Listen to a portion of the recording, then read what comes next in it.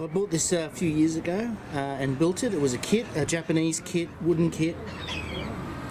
The wood was a bit dried out because it was so old, but worked out well. I'm just going to take it for a run before I sand back the hull and just give it a bit of a recoat. I was never really happy with the way it was painted, but it's such a beautiful little boat, and it goes so well. I got that